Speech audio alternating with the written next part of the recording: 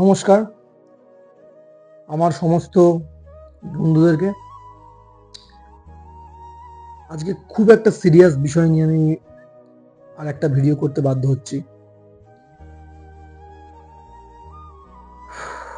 মানে কি ভাষায় ভিডিওটা করব, কিভাবে শুরু করব, মানে ভাবার বাইরে। মানে আমার কাছে ব্যাপারটা খুব প্যাথেটিক। ব্যাপারটা হলো, ভিডিও শুরু করাটাকে আমি একটা কথাই বলি,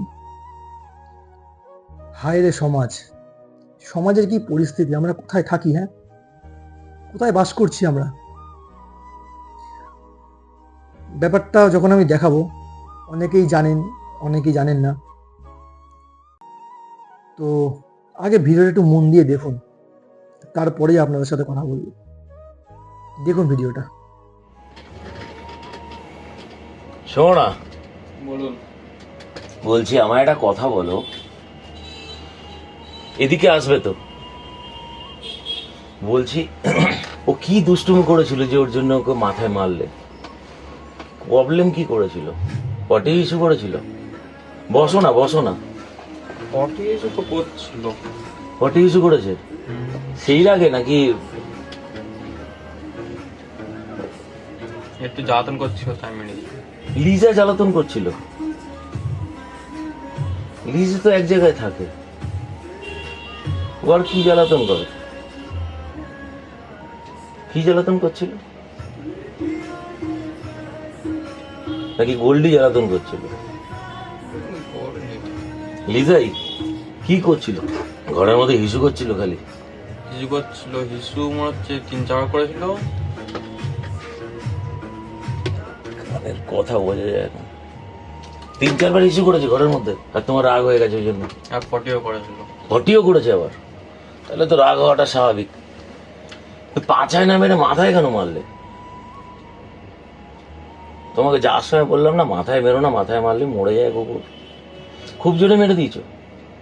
হালকা একটু জোরে পড়ে গেছে। জোরে হয়ে গেছে। তারপরে মারার পরে আমাকে ডিটেলস বলো, ডক্টর জানতে চেয়েছে ওর, মানে সেটা লিখবে তো যে কিভাবে মারা গেছে, ডেথ কেসটা। ডক্টরকে তো তারপরে তো তোমার আজকে আবার তোমার ওই ভয়ে আমি যে পোকা কামড় থেকে হলো না কি হলো, আমি আবার গোল্ডির 3,000 টাকা দিয়ে সব ব্লাড টেস্ট সব করালাম। তারপর মারার পরে মানে এটা মেরেছো কোথায়, বাথরুমের সামনে না ঘরে? ঘরে। ঘরে। তারপরে তারপরে মারার পরে এদিক সেদিক ঘুরছিল, তারা ছিল। গোল গোল গোল গোল ঘুরছিল। তার ততক্ষণ ওর ব্রেনে ইন্টারনাল ব্লিডিং হ্যামারেজ হয়ে গেছে, ওই জন্য গোল গোল ঘুরছিল। তারপরে তারপর রাতবেলা না, তারপরে ঘুরছিল, তারপরে কি বসে পড়েছে এক জায়গায় নাকি? মনে মনে যা বসে পড়েছে, ওই এদিক ওদিক করছিল খালি। তারপরে তারপর রাতে ভাত, তারপরে ওই তো ডাকলুম, দেখলুম ভাত খেলো না, বসে আছে। কাঁপছিল? হ্যাঁ কাঁপছিল?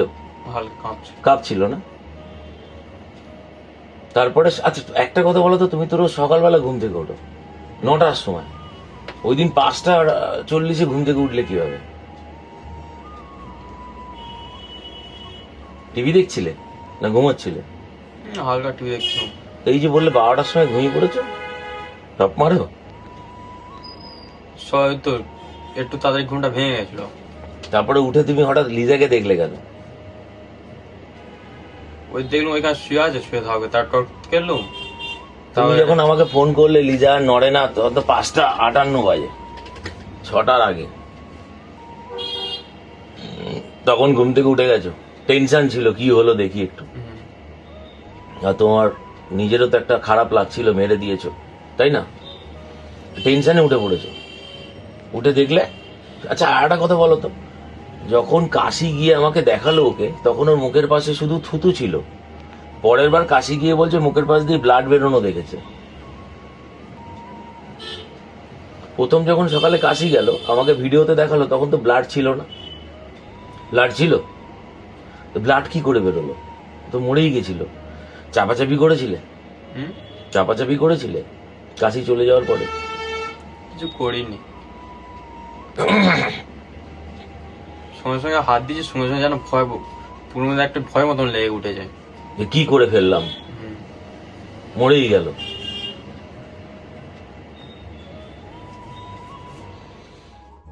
সবাই ভিডিওটা দেখলেন, ভিডিওটা তো একটু বড় হবে, কিন্তু সবাই যদি একটু ধৈর্য নিয়ে দেখেন, হয়তো আমরা যদি চাই সমাজটাকে পাল্টাতে পারি, অপরাধীদের শাস্তি দিতে পারি।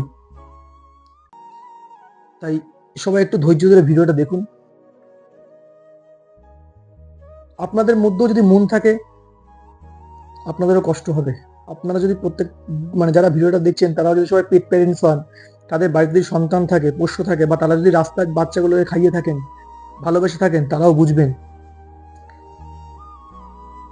এই ফেসবুকে পোস্টটা হয়েছিল, এখানে পোস্টটা দেখতে পাচ্ছেন, এই পোস্টটা ফেসবুকে হয়েছিল, কলকাতা স্ট্রিট ডগ পেজে পোস্টটা করা হয়েছিল।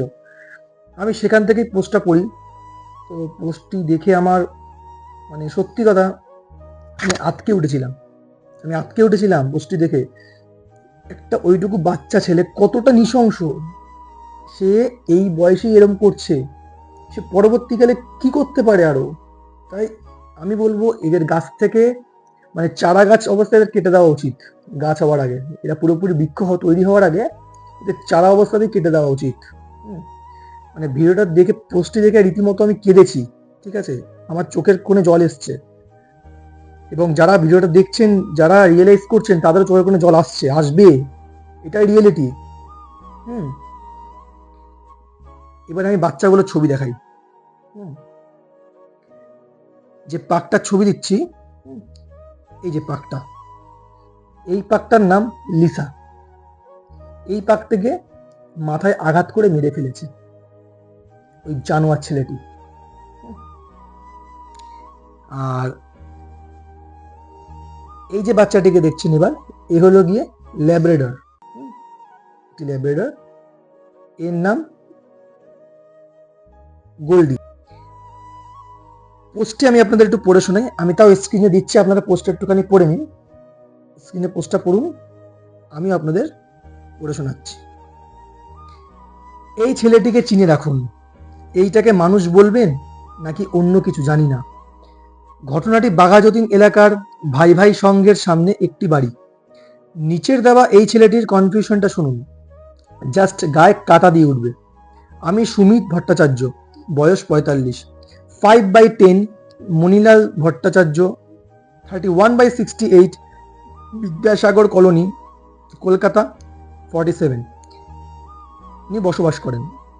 আপনাকে একটি নৃশংস ঘটনার বিষয়ে অবগত করতে চাই, যা চলছে 28 মে 2025 তারিখে। সন্তু নস্কর, যিনি সন্তানু নস্করের পুত্র, মোবাইল মেরামতির কাজ শিখতে আমার কাছে আসতেন। সেদিন আমরা যাচ্ছিলাম বাইরে, তাই আমি অনুরোধ করি সন্তুকে যে আমার বাড়িতে আমার ওই দুটি পোষ্যকে যেন খেয়াল রাখে, মানে ওই পাগ আর ওই ল্যাব্রাডরটাকে, এই দুজনকে যেন সে খেয়াল রাখে। সে ঘুরতে যাচ্ছে, তাই ওর কাছে কাজ শিখতে আসতো, তাই ওকে দেখতে বলে গেছে। সন্ধ্যায় সে দেখে যে কুকুরেরা বাড়ির ভেতর মলত্যাগ করেছে। এতে সে অত্যন্ত ক্ষিপ্ত হয়ে ওঠে এবং কুকুর দুটিকে নির্মমভাবে মারধর করে। সে একটি ধাতব ব্রেসলেট দিয়ে পাগের মাথায় আঘাত করে, তার হাতে একটি ব্রেসলেট ছিল, সেই ব্রেসলেট দিয়ে পাগের মাথায় আঘাত করে এবং ল্যাব কুকুরটিকেও নাকি মারধর করে, যার ফলে সে মারাত্মক মানসিক আঘাতে ভোগে। কিন্তু এখানেই থেমে যায়নি সে পাগটিকে হত্যা করে এবং কুকুরটিকে নাকি যৌন নির্যাতন করে। সে নিজেই এই ঘটনাগুলি ক্যামেরার সামনে স্বীকার করেছে, মানে যেটা আপনাদের দেখানো হলো ওটাতে স্বীকার করেছে। আর একটা ভিডিও আমি আপনাদের দেখাবো, এটা একটু পড়ে নিন। পাড়ার কিছু লোক মিলে তারা নেতাজি নগর থানায় গেছে, এখনো পর্যন্ত কোনো রিপোর্ট তারা পায়নি। ওরা এটাই রিকোয়েস্ট করেছে যে সবার কাছে ভিডিওটা পৌঁছে দিন এবং বাচ্চাটিকে জাস্টিস পাওয়ার থেকে সবাই সাহায্য করুন, জাস্টিস দিন। আর এই অমানুষটা কিন্তু শাস্তি পেতেই হবে। তো দাদাকে আমি বলতে চাই, দাদা তুমি যে বাড়ির পোষ্যকে হারিয়েছ, আমরা সবাই চেষ্টা করব জাস্টিস দেওয়ার। যেমন খারাপ মানুষ আছে তেমন ভালো মানুষও আছে। ভিডিওটা আরেকবার দেখে নিন, যেই কাজটাও করেছে, মানে পাড়ার লোক যখন ধরে ওকে স্বীকার করিয়েছে, আপনি ভিডিওটা একবার দেখে নিন, আমি স্ক্রিনে দিচ্ছি আবার। রেপটা করলি কেন? কুকুরটাকে রেপ করেছিলি কেন? রেপটা করলি কেন? তুই আমাকে বল, তোর রেপটা সেক্স কেন করা করলি? থাকলে তুই হাতে করতি। তুই কুকুরটাকে তুই রেপ নিজে করলি হাতে কেন? করতি, কুকুরটাকে রেপ করলি রেপ কেন? করলি কেন? আর মেরে ফেলে দিলি তারপরে কুকুরটাকে? তারপর রেপ করে মারলি, মেরে ফেললি কেন? না, একটাকে মেরে ফেললি, ছোটটা কই না, ছোটটাকে মেরে ফেললি আর বড়টাকে রেপ করলি। আচ্ছা আমার একটা কথা তুই বল, রেপটা কেন করলি? ছোটটাকে এটা আমাকে বল। মেরেছিস কেন এবার? তুই তো ছোটটাকে clearly থেতে বোঝাচ্ছিস, থেতে, বালা দিয়ে থেতে থেতে মেরেছি। তুই তো মেন্টালি আনস্টেবল তো। ভোডাফোনের পাগ। আচ্ছা ছোটটাকে তুই মেরেছিস কেন? ও করতে ইচ্ছিল না এই জন্য? সত্যি করতে কথা বল। দিচ্ছিল না বলে মেরেছি। তুই তো মেন্টালি আনস্টেবল তো। তবে তো ভিডিওটা দেখলেন, এবার আপনারা বলুন যে আমরা কোন সমাজে বাস করছি, তাই না? যেখানে এই সামান্য অবলা জন্তু, যারা মানুষের থেকেও অবলা, মানে তাদের ভগবান এটুকুও জ্ঞান দেয়নি যে নিজেদের লজ্জা ঢেকে চলতে হয়, নিজের শরীরটাকে ঢেকে চলতে হয়। আর তারা সামান্য একটু ব্যথা লাগলেও মুখ দিয়ে প্রকাশ করতে পারে না, চোখের ভাবে বোঝায়। তো এই মানে অমানুষ ছেলেটি যে কাজটি করেছে, সে যেন কোনো রকম ক্ষমা না পায়। আমি চাই সবাই এগিয়ে আসুন, সবাই ভিডিওটা শেয়ার করুন এবং জাস্টিস কমেন্ট বক্সে লিখুন, যেন জাস্টিস পেতে বাধ্য হয়, যেন ভিডিওটা অনেক দূর দূর পর্যন্ত পৌঁছায়। কারণ জাস্টিস বাচ্চাটিকে দিতেই হবে। তো যেটা আমি শুনেছি এবং যেটা আমি ঘেটে বার করার চেষ্টা করেছি, সেটা হলো গিয়ে